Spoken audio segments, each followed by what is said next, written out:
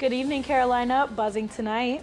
Kanye West and Bianca Censori did what at the Grammys? Hear all about the legendary 2 weeks Kendrick Lamar had. Learn about what show has finally started filming after 3 years. And get an overview of the Justin Baldoni-Blake Lively drama. This and our opinions on these topics are coming up. Welcome back to The Buzz. I'm Anna Machado. And I'm Raquel Negrón. The Grammys on February 4th brought its usual glitz, glamour, and a fair share of scandal. Kanye West's wife, Bianca Censori, shocked the internet with her latest daring fashion choice. She arrived in a see-through, skin-toned fabric over her body, covered only by a fur coat, which she later dropped in front of the cameras, sparking an online frenzy.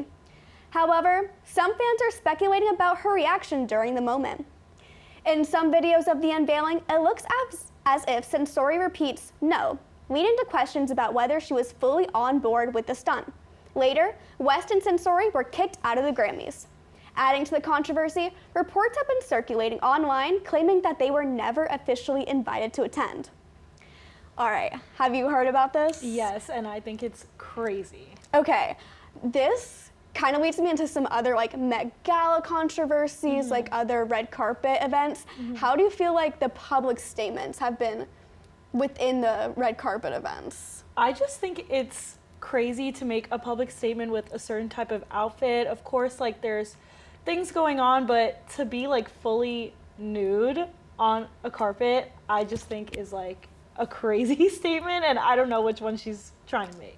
I agree. I think it's almost has gone into a competition of who can outdo who and who gets the most conversation online. For sure, but I just think yes, of course there's crazy outfits. Jaden Smith had an outfit where he had a suit on, but the house on his head, which of course can cause some, conversations here and there within the public and cause a reaction. And I think that's kind of a normal one. But for her to come in with the whole coat and every photographer and reporter shouting at her, take it off, let's see the outfit. And then she drops it and there's nothing. I don't know. I just think that's something I think crazy. It's interesting, but what's even more interesting is that she's definitely not the first person to go basically naked to an event. So Sure.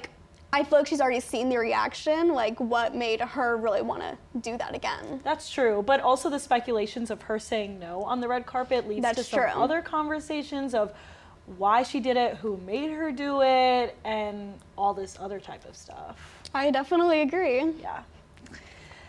Kendrick Lamar, one of the most highlighted artists of this past year, left the Grammys last week with 5 awards for his track, Not Like Us.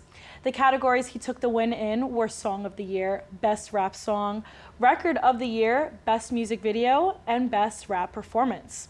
A week later, Lamar performed in the halftime show for Super Bowl 59. Not Like Us and many other songs by Lamar like Humble and TV Off were some of the most anticipated performances of the night. Lamar gave an entertaining and message-filled show. Most noticeably, Lamar called out Drake during his performance and even brought out his ex, Serena Williams. The halftime show also featured Samuel L. Jackson as Uncle Sam while dancers wore red, white, and blue, making a political statement. The R&B artist SZA also made an appearance and sang 2 songs with Lamar. I don't know about you, but I loved the performance. I know it's getting some mixed reviews. Some people really didn't like it, thought he didn't do enough, and some people really loved it and saw the messages that he was trying to convey through. I thought the messages were great, that he was trying to show through the performance, especially with a lot of things going on right now, but also bringing out SZA, I thought was awesome because everybody was kind of anticipating that.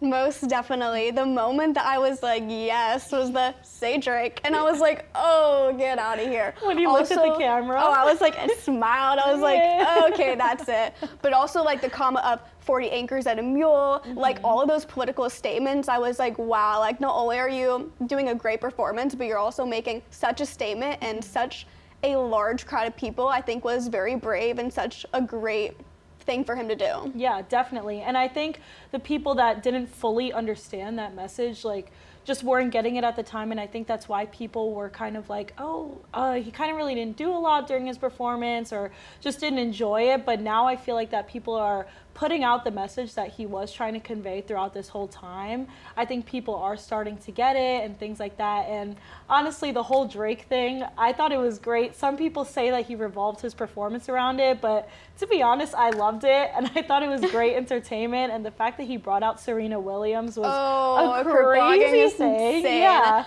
I didn't even recognize her at first, and I was kind of looking at her like, is that Serena? And everybody that I was with was like, that is not her. And I said, yes, it is. I know it's her. So that was awesome that he brought her out. And SZA looked absolutely beautiful. Oh my gosh, in that red outfit she was wearing. And those vocals, yes. Yeah, girls. The 2 songs they sang, like, I just thought it was so good and so well put together. I feel like a lot of the time, like, Super Bowl halftime shows could be like this extravagant thing. And it was extravagant, but in the most simplest way, and I thought he did a really good job with that. Definitely. One thing I do have to say though is that I did see it from the perspective of like the Super Bowl, and I definitely do agree that it was tailored towards the online audience. Everything was towards the camera, but it didn't take away from everyone shouting A minor. Yes. That and at the Grammys too. I was like, whoa. Yeah. And everybody went crazy so good for at the him. Grammys. All the singers singing. Yes. So yeah, I definitely loved the performance. Me too. Me too. Don't leave just yet. We will be back with some national entertainment news right after this. 3 years after the second season of Euphoria was aired on Max, the third season has started filming. A lot has happened within those years, which pushed back filming. Angus Cloud, who played Fez in the series, passed from drug overdose in July of 2023. It was unclear afterwards if the show would continue on, but on Monday, a first look photo was shared. Most of the original cast will be returning, such as Hunter Schafer, Jacob Elordi, Sydney Sweeney, Alexa Demi, and Zendaya. Storm Reed and Barbie Ferreira will not be returning to the series. Reed said, quote, "I am so proud to have been a part of this cultural phenomenon," unquote, when asked about her departure. Sam Levinson, the series creator, has described season 3 as a film noir. A release date has yet been confirmed, although rumors are saying sometime in 2026. Now, I don't know if you've watched Euphoria before, but it has become one of my favorite shows. And so when they had stopped filming and it's been 3 years since season 2, I was so upset, but I kind of understood with everything going on in the world and Angus Cloud passing, and he was such an important character within this series that I couldn't even imagine how they could continue on filming, and within the cast not even knowing what was going on. It was super hard, but I'm so happy they're back to filming it. I feel like it was such a important show throughout 2022 and 2019 when the show came out. A lot of people resonated with it, and even though it's such crazy stuff going on in the show that some of us don't see in our regular lives, there are so many people that do relate to it that we don't even know of. So I just think it was a great show to come about. So honestly, I have to break your heart. I have not watched it, but I've seen so many TikToks of all of the very memeable moments, if that's I get it, yeah.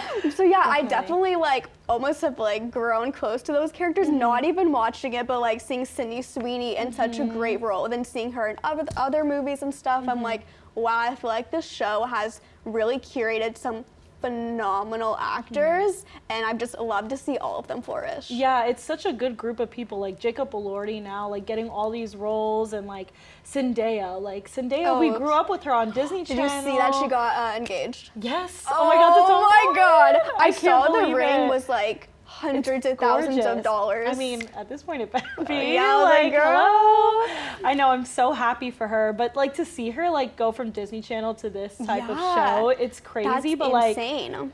The growth of these characters, and like you said, to see the actors and actresses in different movies and roles, to see them spread out, and that Euphoria kind of gave them that leeway. It's awesome to see them spread out and do all those different types of things. And I kind of feel like Euphoria also ties into shows when 13 Reasons Why came out. I don't know if you've watched that, but it's kind of that serious motive and notion.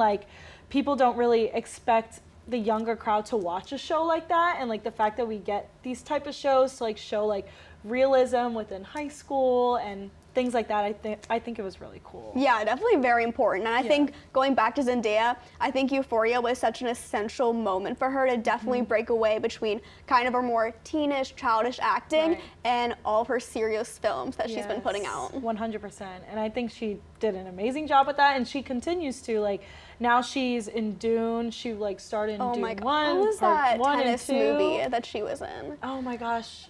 It was something, but like, But wow. it was great. The trailers, I watched and it, like, and it was crazy. Yeah, and again, with those trailers, people were like, wow, I can't believe Zendaya took on this type of role. But it's like, very mature, she is growing into that. And ever since Euphoria, she's made it very clear that she wants to do these type of serious roles, and she wants to, she does love Disney Channel, and she is so grateful for it, as she said many times, but she is trying to distance herself from that, and I think it's so cool that we get to see her in these different types of roles. I also didn't think that Sydney Sweeney was going to be able to break out of that Euphoria type, like, typecasting, but some of her more recent work, I was very, like, surprised with how she was able to portray the characters.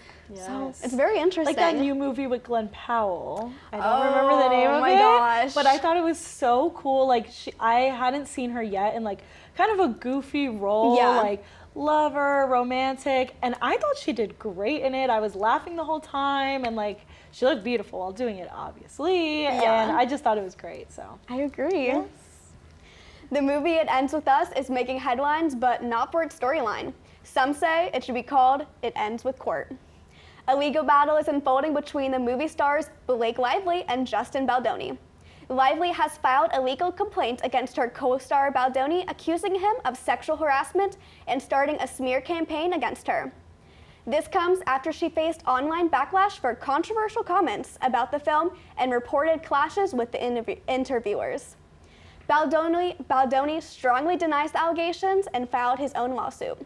This case has gained a lot of traction due to the videos, text messages, and voicemails presented as evidence on Baldoni's website, thelawsuitinfo.com. A large majority has favored Baldoni, as he argues the claims have been purposely taken out of context. Speculation is currently growing about whether Lively's husband, Ryan Reynolds, plays a role in this legal battle.